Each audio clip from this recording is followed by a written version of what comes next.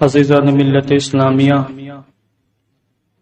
حاضرین مسجد، نہایت معزز محتشم سامعین حضرات، السلام علیکم ورحمۃ اللہ وبرکاتہ۔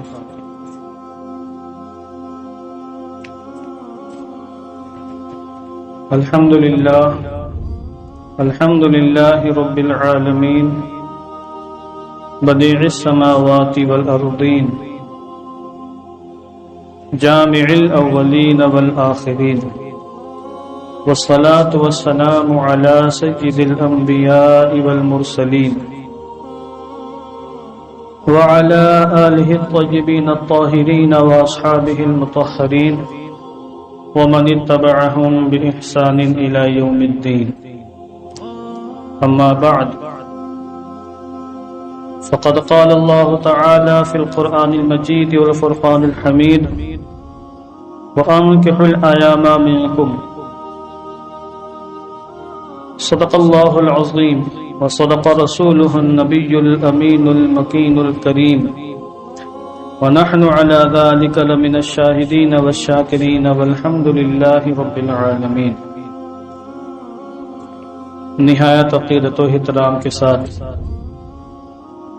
اپنی اور ساری کائنات کے مرکز عقیدت حضور رحمت عالم، جان عالم، فخر بنی آدم، سید الانبیاء والمرسلین، رحمت للعالمین، ارواحنا فداہ جناب محمد الرسول اللہ صلی اللہ تبارک و تعالی علیہ وسلم کی مقدس بارگاہ میں درود و سلام کا ہدیہ محبت پیش کریں۔ پڑھیں اللہم صل علی سیدنا شفیعنا حبیبنا مولانا محمد مبارک وسلم صلاۃ و سلاما علیک یا رسول اللہ صلی اللہ تعالی علیہ وسلم۔ اللہ رب العزت کا بے پناہ فضل و کرم ہے کہ اس کی توفیق و عطا سے ہم آج پھر اس کی بارگاہ میں حاضری کا شرف حاصل کر رہے ہیں۔ دعا گو ہوں کہ اللہ تبارک و تعالی ہم سب کی حاضری قبول فرمائے اور نماز جمعہ کو ہماری بخشش کا نجات کا وسیلہ بنائے۔ بعض احباب نے یہ خواہش ظاہر کی کہ آج کل نکاح وغیرہ میں بہت سے ایسی ناجائز رسمیں مسلمانوں میں در آئی ہیں جنہوں نے زندگیوں کو دوبھر بنا دیا ہے۔ ان کی خواہش یہ ہے کہ نکاح کے حوالے سے کچھ باتیں میں عرض کروں۔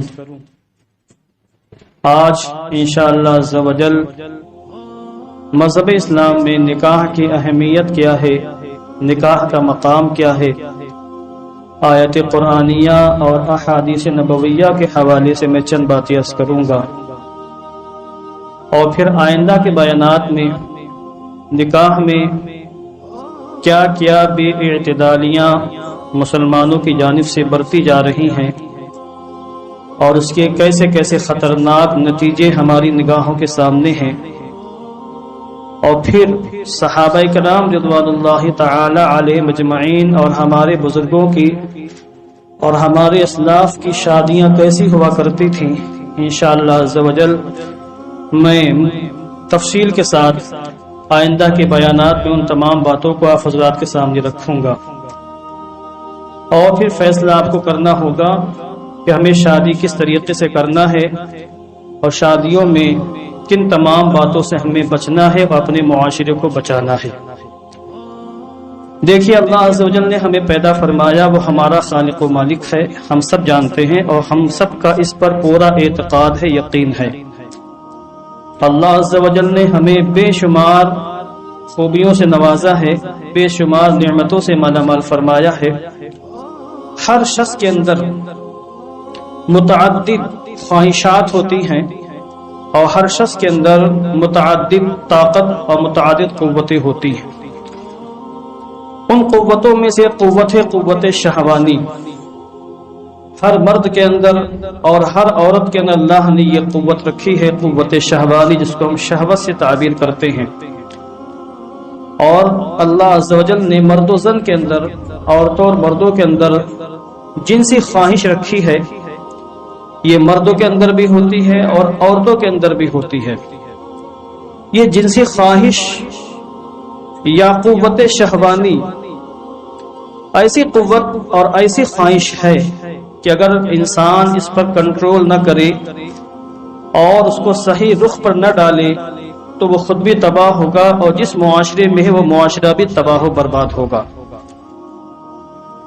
اس لیے مذہب اسلام نے جس طرح تمام خواہشات کی تکمیل کا ایک ذریعہ بنایا ہے اور ہر قوت کے استعمال کا اور اخراج کا ایک ذریعہ بنایا ہے، قوت شہوانی کی تکمیل اور جنسی خواہشات کی تکمیل کا بھی ایک اس نے ذریعہ بنایا ہے۔ مردوں کے لیے وہ ذریعہ عورتیں ہیں اور عورتوں کے لیے وہ ذریعہ مرد حضرات ہیں، مگر اسلام نے اس کا باضابطہ ایک قانون بنایا ہے۔ اس قانون کی خلاف ورزی کرنے میں تباہیاں ہیں، بربادیاں ہیں۔ ہم آسان لفظوں میں اگر نکاح کی تعریف کریں، نکاح کا معنی بیان کریں، تو ہم آسان لفظوں میں یہ کہہ سکتے ہیں کہ نکاح اس قانون کا نام ہے جس کے ذریعے سے انسان شرعی حدود میں رہ کر اپنی جنسی خواہش کو پوری کرے، اپنی شہوانی قوت کو توڑے۔ شہوانی قوت کو توڑنے اور جنسی خواہش کی تکمیل کے لیے شریعت اسلامیہ نے جو قانون ہمیں عطا فرمایا ہے وہ قانون نکاح ہے۔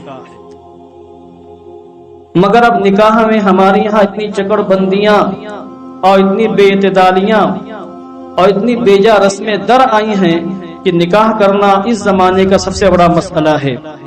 نکاح کرنا ان کاموں میں سے ہے جن کو انسان بہت مشکل سمجھتا ہے۔ حالات ایسے ناگفتہ بے ہیں کہ بچیاں پیدا ہو جائیں تو گھر میں واویلا مچنے لگتا ہے اور باپ کی پیشانی پر شکن آ جاتی ہے، ماں کا چہرہ مرجھانے لگتا ہے، اور گھر میں اگر پہلے ہی سے بچیاں موجود ہیں تو اس بچی جننے والی ماں کا اس گھر میں رہنا دوبھر کر دیا جاتا ہے۔ حالات اتنے خراب ہو چکے ہیں۔ اس پر انشاءاللہ میں آگے چل کے گفتگو کروں گا، آئندہ کے بیانات میں اس پر انشاءاللہ گفتگو ہوگی۔ اور معاشرے نے اس طرح کی رسموں کو ایجاد کر کے عورتوں پر اور مردوں پر کس طرح ظلم کیا ہے اس کو بھی انشاءاللہ میں آئندہ آگے چل کے بیان کروں گا۔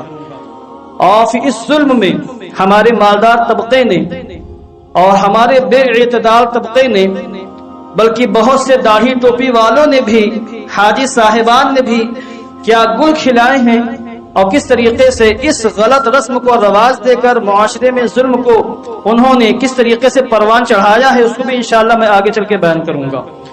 اور یہ ساری باتیں ریکارڈ ہوں گی، یوٹیوب پر جائیں گی اور پھر سننے والے سنیں گے، جن کو بھی اللہ سننے کی توفیق عطا فرمائے گا۔ اب درود شریف پڑھیے آپ۔ اللہم صلی علی سیدنا شفیعنا حبیبنا مولانا محمد وبارک وسلم، صلاۃ و سلام علیک یا رسول اللہ صلی اللہ تعالی علیہ وسلم۔ نکاح اللہ کی عظیم نعمت ہے، اور یہ نکاح ایک ایسی نعمت ہے جس پر تمام رشتوں کی بنیاد ہے۔ آپ دیکھیں دنیا میں یہ جو چہل پہل نظر آ رہی ہے، یہ حسن و جمال، یہ رونق، یہ رنگینی، یہ شادابی، یہ دنیا میں جہاں کہیں بھی سب کچھ نظر آ رہا ہے، یہ نکاح کی برکت ہے، نکاح کا نتیجہ ہے۔ حضرت آدم علیہ السلام کو اللہ نے پیدا فرمایا، تخلیق آشنا فرمایا، اس کے بعد حضرت حوا رضی اللہ تعالی عنہ کو پیدا کیا گیا۔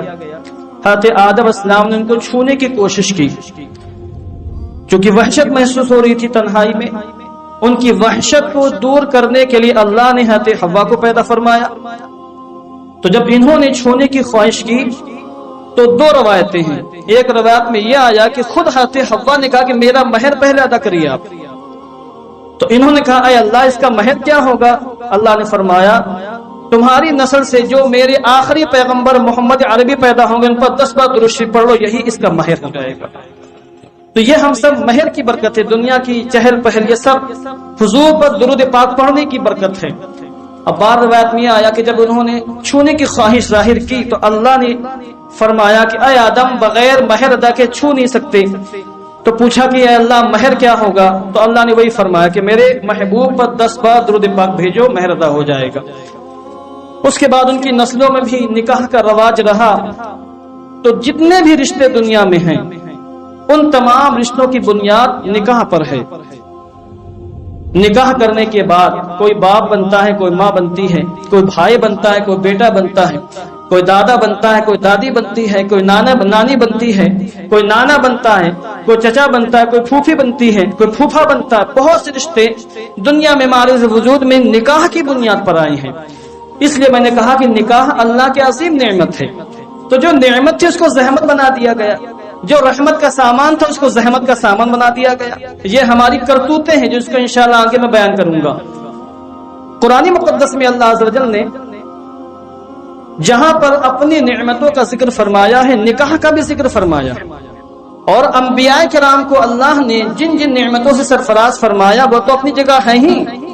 انبیاء کرام کو اللہ نے بیویوں سے، پاک باز عورتوں سے اور اولاد سے سرفراز فرمایا۔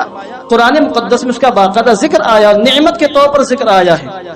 چنانچہ اللہ نے سورہ رعد میں فرمایا وَلَقَدْ أَرْسَلْنَا رُسُلًا مِّن قَبْلِكَ وَجَعَلْنَا لَهُمْ أَزْوَاجًا وَذُرِّيَّةً۔ اے محبوب، آپ سے پہلے ہم نے رسولوں کو بھیجا ہے دنیا میں، اور ہم نے ان کے لیے بیویاں بنائی اور بچے بھی بنائے، یعنی ان کو ہم نے بطور نعمت کے بیویوں سے سرفراز فرمایا، اور پھر ان کو ہم نے اولاد صالحہ سے بھی، بچوں سے بھی سرفراز فرمایا۔ تو اللہ نے بطور نعمت کو اس کا ذکر فرمایا ہے۔ اور اللہ کے جو نیک بندے دعا مانگتے ہیں اللہ سے، اے اللہ ہمیں ایسی اولاد عطا فرما، ایسی بیویاں عطا فرما جو ہماری آنکھوں کا ٹھنڈک ہو، دلوں کا سرور ہو، آنکھوں کا نور ہو۔ اللہ نے ان کی تعریف قرآن مقدس میں ارشاد فرمائی ہے، الذین یقولون ربنا ھب لنا من ازواجنا وذریاتنا قرۃ اعین۔ وہ ہے وہ لوگ کہ جو لوگ یہ کہتے ہیں کہ اے اللہ تو ہمیں ایسی بیویاں عطا فرما، ایسے بچے عطا فرما جو ہماری آنکھوں کی ٹھنڈک ہوں، کہ جن کے پاس جانے سے، جن کو دیکھنے سے، جن کی قربت سے ہمیں سرور حاصل ہو، ہمیں اطمینان حاصل ہو۔ اب غور فرمائے کہ نکاح اللہ کی کتنی عظیم نعمت ہے، اور ہم نے اس نعمت کے ساتھ کتنا ظالمانہ کردار اپنایا ہے، اور اس نعمت کی کیسے ہم نے درگت بنائی ہے۔ اس لیے قرآن مقدس میں اللہ نے فرمایا وَأَنكِحُوا الْأَيَامَ مِنكُمْ، تم میں سے جو لوگ غیر شادی شدہ کی شادی کر دو، غیر شادی شدہ ہیں تو ان کو غیر شادی شدہ مت رہنے دو، ان کی شادی کر دو۔ ان کی شادی کرو گے تو کیا ہوگا؟ اس کا نتیجہ آپ کے سامنے، معاشرے میں اصلاح ہوگی، بدکاری کا خاتمہ ہوگا، زنا کا خاتمہ ہوگا۔ جس معاشرے میں نوجوانوں، لڑکیوں، نوجوان لڑکوں کو غیر شادی شدہ نہ رکھا جائے وہ معاشرہ پروان چڑھے گا، وہاں بدکرداری نہیں ہوگی، وہاں بدنگاہی نہیں ہوگی، وہاں حرام کاری نہیں ہوگی، وہاں لوگ جو ہے زنا کے وہم سے اور زنا کے وسوسے سے بھی محفوظ رہیں گے۔ اور جس معاشرے میں اس آیت کریمہ پر عمل کرتے ہوئے نہایت سادگی کے ساتھ آسان طریقے پر شرعی حدود میں رہ کر تمام نوجوان لڑکیوں کا اور تمام نوجوان لڑکوں کا نکاح کر دیا جائے، اس لیے اللہ نے فرمایا وَأَنكِحُوا الْأَيَامَ مِنكُمْ، تم میں سے جو لوگ غیر شادی شدہ ہیں وقت پر ان کی شادی کر دیا کرو، اس میں تاخیر مت کرو۔ اور آقا دو عالم نور مجسم صلی اللہ تعالی وسلم نے متعدد مقامات پر نہ صرف یہ کہ نکاح کی اہمیت کو بیان فرمایا، نکاح کے مسائل بیان فرمائے، بلکہ آپ نے نکاح کی باقاعدہ ترغیب بھی دی ہے، نکاح کی ترغیب دی ہے۔ اور نکاح کے مسائل کیا ہیں اور کون سے فقہی مسائل نکاح سے وابستہ، اس کو انشاءاللہ میں بعد میں کسی بیان میں تفصیل سے بیان کروں گا، کیونکہ لوگ نکاح کے مسائل سے بھی ناواقف ہیں، اور میں جب نکاح پڑھانے جاتا ہوں طرح طرح کی جہالتوں کا دیدار کرنا پڑتا ہے، اور طرح طرح کی جہالتیں نظر آتی ہیں، اس کو بھی انشاءاللہ میں بیان کروں گا آگے چل کے۔ آقا دو عالم نور مجسم نے ایک مقام بھی ارشاد فرمایا، یا معاشر الشباب من استطاع منکم الباء فلیتزوج۔ غور فرمائے کتنا پیارا جملہ ہے، اے نوجوانوں، حضور نے اپنی امت کے نوجوانوں سے خطاب فرمایا ہے، نوجوانوں من استطاع منکم الباء، تم میں سے جس کے اندر بھی نکاح کرنے کی طاقت ہو، یعنی نکاح کے بعد جو ذمہ داریاں عائد ہوتی ہیں ان ذمہ داریوں کو نبھانے کی طاقت ہو، بیوی کے مہر دینے کی، بیوی کو رہنے سہنے کی اور ساری خراجات برداشت کرنے کی طاقت ہو، نان نفقہ برداشت کرنے کی طاقت ہو، فلیتزوج، تو اسے نکاح کر لینا چاہیے. فإنه أغض للبصر وأحسن للفرج، کیونکہ نکاح ایسا عظیم عمل ہے کہ جو نگاہ کو جھکا دیتا ہے، شرمگاہ کی حفاظت کرتا ہے. یہ حضور نے فرمایا نکاح کا فائدہ بیان فرمایا. اے نوجوانوں نکاح کر لو اگر نکاح کے اخراجات برداشت کرنے کی طاقت ہو، اور اخراجات سے مراد وہ اخراجات بھی جو ہم نے بنا کے رکھے ہیں. اخراجات سے مراد فقط اتنا ہے کہ بیوی کے رہنے سہنے کا وہ انتظام کر سکے، اس کو مہر دے سکے، بس. تم میں سے جس کے اندر اب اتنی طاقت ہو نکاح کر لو، کیونکہ نگاہ کو جھکا دیتا ہے اور نکاح شرمگاہ کی حفاظت کرتا ہے. اس کے بعد آگے ارشاد فرمایا وَمَن لَّمْ يَسْتَطِعْ، اور جس کے اندر بیوی کے خراجات برداشت کرنے کی طاقت نہ ہو اور نکاح کرنے کے بعد ذمہ داریاں نبھانے کی طاقت و قوت نہ ہو، فَعَلَيْهِ بِالصَّوْمِ، تو اس کو چاہیے کہ وہ روزہ رکھے. فَإِنَّهُ لَهُ وِجَاءٌ، کیونکہ روزہ اس کی شہوت کو، اس کی خواہش کو توڑ دے گا. کیونکہ انسان کے اندر جنسی خواہش ہے، انسان کے اندر قوت شہوانی موجود ہے، اور اس کے بعد بیوی کو دینے کے لیے مہر نہیں، بیوی کو رکھنے کے لیے مکان نہیں، بیوی کو کھانا نہیں کھلا سکتا، اس کے بعد اخراجات برداشت کرنے کی طاقت و قوت نہیں، تو کیا کرے گا وہ؟ تو حضور نے نسخہ عطا فرمایا ایسا انسان جس کے پاس بیوی کے اخراجات برداشت کرنے کی طاقت نہ ہو، ایسے انسان کو روزہ رکھنا چاہیے، کیونکہ روزہ اس کی جنسی خواہش کو توڑ ڈالے گا، اور روزہ اس کی اندر جو قوت شہوانی ہے اس کو وہ توڑ ڈالے گا اور اس کو حالت اعتدال پر رکھے گا. انسان بے راہ روی کا شکار نہیں ہوگا، انسان بدکاری کا شکار نہیں ہوگا، اور انسان روزے کی حالت میں جب اس کی قوت ٹوٹ جائے گی تو کبھی بھی اس زنا کے قریب نہیں جا سکتا. یہ آقا دو عالم نے ارشاد فرمایا ہے. تو نکاح ضمانت دیتا ہے شرم و حیا کی، نکاح ضمانت دیتا ہے بے حیائی کے خاتمے کی. نکاح مرد و زن اور مرد اور یعنی میاں بیوی دونوں کی نگاہوں کو جھکا دیتا ہے. جس عورت کا نکاح ہو جاتا ہے وہ اجنبی مردوں کو نہیں دیکھتی اور اجنبی مردوں سے پرہیز کرتی ہے، اور جس مرد کا نکاح ہو جاتا ہے اس کی نگاہیں کسی اجنبی عورت پر اٹھتی نہیں ہیں، اور وہ اپنی شرمگاہ کی بھی حفاظت کرتا ہے. اس لیے قرآن مقدس میں اللہ نے فرمایا قُل لِّلْمُؤْمِنِينَ يَغُضُّوا مِنْ أَبْصَارِهِمْ، اے محبوب آپ فرما دے مومنین سے کہ وہ اپنی نظروں کو نیچی رکھے. اور فرمایا وَقُلْ لِلْمُؤْمِنَاتِ يَغْضُضْنَ مِنْ أَبْصَارِهِنَّ وَيَحْفَظْنَ فُرُوجَهُنَّ، اور محبوب آپ مومن عورتوں سے بیان فرما دیں کہ وہ اپنی نظروں کو نیچی رکھیں اور اپنی شرمگاہوں کی حفاظت کریں. تو حضور رحمت عالم جان عالم نے باقاعدہ بیان فرمایا کہ نکاح کرو، نکاح نظروں کو جھکا دیتا ہے، نکاح شرمگاہ کی حفاظت کرتا ہے. تو گویا کہ حضور نے یہ فرمایا اے میرے غلاموں اور اے میرے امتیوں، تم لوگ نکاح کے ذریعے سے اپنی شرمگاہ کی حفاظت کر لو اور نکاح کے ذریعے سے اپنے نظروں کو جھکا لو. اسے آپ اندازہ لگائیں کہ آج بدکرداری، بے حیائی، بے غیرتی جو عام ہو رہی ہے اور زنا کے معاملات سامنے آ رہے ہیں، اور طرح طرح کی حرام کاریاں اور طرح طرح کی چیزیں ہمارے سامنے آ رہی ہیں، اس کا دیگر اسباب اس کے ہیں. ان دیگر اسباب میں ایک اہم سبب یہ ہے کہ وقت پر نوجوان لڑکیوں کی شادیاں ہو رہی ہیں، اور نہ ہی وقت پر نوجوان لڑکوں کی شادیاں ہو رہی ہیں. تو لڑکوں کی شادیاں بھی وقت پر نہیں ہو رہی ہیں اور لڑکیوں کی شادیاں بھی وقت پر نہیں ہو رہی ہیں، جس کی بنیاد پر اس طرح کے معاملات ہماری نظروں کے سامنے ہیں. تو متعدد مقامات پر آقا دو عالم نے اس طرح کی باتیں ارشاد فرمائی ہیں. اور